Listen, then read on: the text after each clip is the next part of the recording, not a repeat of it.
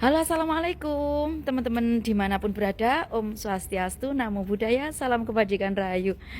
Saya hari ini mau berbagi cerita kemarin ya, sama sekalian berterima kasih sama Bunda yang ngasih saya something ya, ngasih saya something.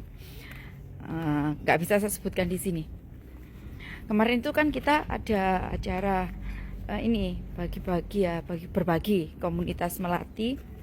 Saya cuma bantu-bantu bagi-bagi aja sih, cuma bantu aja saya, bukan donatur besar, bukan, cuma sekedar bantu mendistribusikan.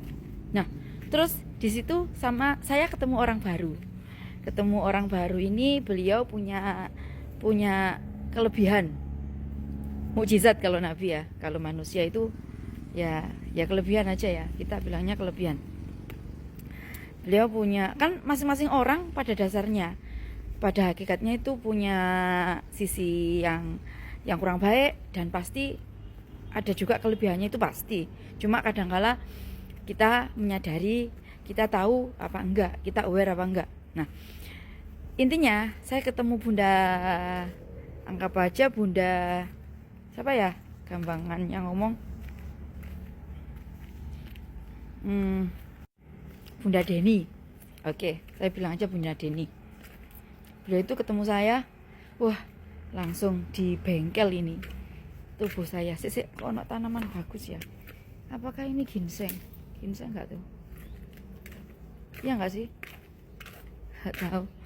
Gini teman-teman, saya ketemu beliau itu ya saat itu juga baru dikenalkan sama teman saya yang di kelas Abundance Revolution batch 7, namanya Mbak Santi. Dan Bunda Deni ini adalah kakak kandungnya Mbak Santi. Nah, di situ saya ketemu dong. Saya ketemu sama beliau. Kemudian beliau itu tahu gitu loh, beliau yang saya bilang keahlian tadi. Nah, terus hujan rek, gerimis. Terus gini,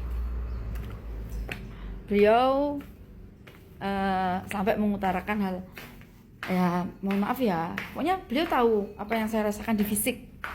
Dan itu pun bener kan. Beliau padahal ketemu saya itu cuma sekali, itu beliau tahu yang saya keluhkan di tubuh saya.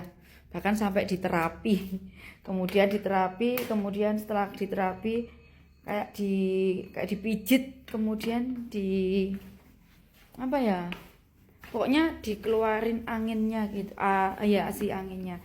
Yang bikin saya selalu pusing itu ternyata di dalam tubuh ada angin, banyak sekali angin yang mengendap di tubuh saya. Terus kemudian banyak pikiran juga. Itu persepsinya beliau. Kalau persepsi saya kan mungkin adalah kecapean yang terforsir gitu lah persepsi saya. Nah, dari situ beliau bilang sih, ini hubungannya sama ini loh, teorinya Bapak Ahmad Faiz Zainuddin, yang beliau menyarankan ketika di kelas itu, beliau salah satunya menyarankan supaya kita itu mendoakan siapapun, ya toh, siapapun, keluarga kita, teman, orang lain, bahkan dzurriyyah atau leluhur-leluhur yang sudah berpulang. Kalau di kelas TVB, di kelas Abundance Revolution, namanya Sending Love. Yang teman-teman beragama Islam, teman-teman yang muslimah dan muslim, tahu kan itu apa? Itu namanya tawasul. Sama kita kirim doa ke leluhur itu loh. Dan saya mengamalkan dong apa yang, karena menurut saya itu relate apa yang diajarkan dalam agama kita, terus kemudian ajaran leluhur, kemudian bahkan adat istiadat, itu relate, nyambung. Di teori sains pun ada gitu loh. Jadi ini bukan pamer ya, disclaimer ya teman-teman. Kalau saya pagi sambil nyetir motor ke sekolah itu kan udaranya bagus gitu, view-nya bagus, terus udaranya seger gitu. Nah, jadi otomatis, bukan karena apapun ya, otomatis saya itu melafalkan apa yang Bapak Ahmad Faiz Zainuddin itu sampaikan, yang TVB sarankan, yaitu Sending Love. Lebih tepatnya saya ramu semuanya. Akhirnya kalau kita sebelum baca kitab itu kan tawasul, kayak kita mau baca Maulid Habsyi, Maulid Simtud Duror kan juga beliau Gus Haji Muhammad Iqdam juga tawasul dulu ke Al Habib Ali bin Muhammad bin Husain Al Habsyi. Terus dulu waktu saya di panti asuhan rutin riadohnya malam Jumat Dzikrul Ghafilin.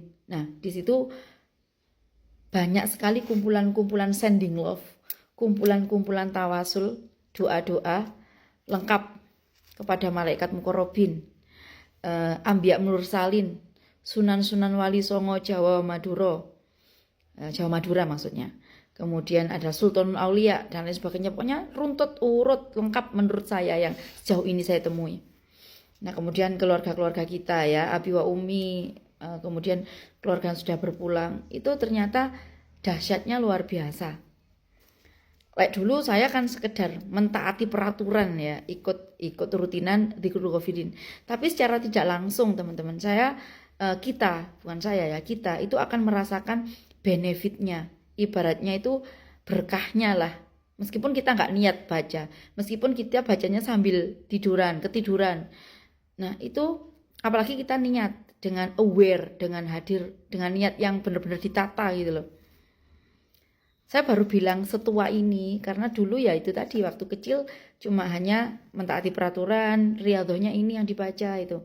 Dan sejauh ini perjalanan hidup saya dari panti asuhan sampai sekarang itu ditemukan dengan orang-orang yang ada dalam tawasul ini. Meskipun yang kayak Kiai Jazuli Usman ya, beliau kan udah berpulang, berarti saya dipertemukan dengan anak-anaknya. Meskipun nggak bertemu secara langsung, tapi ada sambungan apa sih, interaksinya gitu loh. Kalau saya dipertemukan dengan Gus Haji Muhammad Iqdam Khalid ini kan beliau adalah murid ya, santri dari Kiai Usman Jazuli, keluarga dari Gusmi gitu ya. Beliau adalah salah satu muridnya, yang dimana ayah dan mbah dari Gus Haji Muhammad Iqdam Khalid ini justru dari keturunan yang setara dengan Yai Usman Jazuli gitu loh teman-teman. Nah, lebih amazingnya lagi saya dipertemukannya dengan kecintaan saya waktu kecil, yaitu bacaan Maulid Simtuduror. Pokoknya saya ketemu Maulid Habsyi itu tadi ya, ketemu dengan beliau-beliau semua itu kayak ngeling kok. Ini ketemu ini klop gitu loh. Ini pun juga saya ketemu dengan Mbak Amanda, guru saya hening, guru saya meditasi Jeddah. Beliau itu punya guru juga yang salah satunya adalah ini murid dari Dzikrul, salah satu yang ditawasuli di kitab Dzikrul Ghafilin ini bahkan. Dan dari situ saya nanti akan ketemu ini muter gitu loh, kayak sanatnya itu runtut gitu loh, ketemu gitu loh teman-teman. Dan pada akhirnya intinya gini, kemarin ketemu Bunda Deni itu beliau bilang, loh saya sampai bingung kan, saya ketemu beliau itu sudah salaman biasa toh, kemudian kok saya harus balik lagi, seolah-olah ada yang ngingetin, kamu itu kok gak sopan sih ke orang gitu. Nah terus beliau kan bisa tahu wajahnya seseorang gimana, auranya gimana gitu, beliau kan tahu. Terus saya diajak ke ruangan kecil, diajak ngobrol, terus saya dikasih something itu tadi ya, dikasih something, saya sebutkan lah nggak enak, kayak produk dari Giok ya itu sudah beliau pakai 20 tahun lebih, bahkan saudara-saudaranya nggak ada yang dikasih. Terus saya tanya, Bun, kok enteng sekali ngasihkan itu ke saya, padahal itu kan maslahat manfaatnya besar dan harganya mahal, saya bilang gitu. Duh, beliau jawab gini langsung, Mbak Dok gitu, bilang Dok ya, Dok nih gini, semua yang terjadi itu bukan sebuah kebetulan Dok. Saya langsung kayak malu gitu. Itu tadi yang ngomong ke saya itu adalah leluhurmu, katanya gitu. Dan saya baru nyadar, iya ya, beliau itu yang tak sending love, yang tak tawasuli tiap hari, berarti beliau bener-bener rasain. Saya kemarin seudon sama teman-teman di sini, ini apa sih yang ngikutin saya gitu. Ternyata Bapak Budi yang di belakang itu sebenarnya tahu, udah kamu suruh istirahat, emang nggak ada apa-apa itu. Dan ternyata dijawab oleh Bunda Deni, itu adalah leluhurnya saya yang selalu ngikutin, jaga katanya.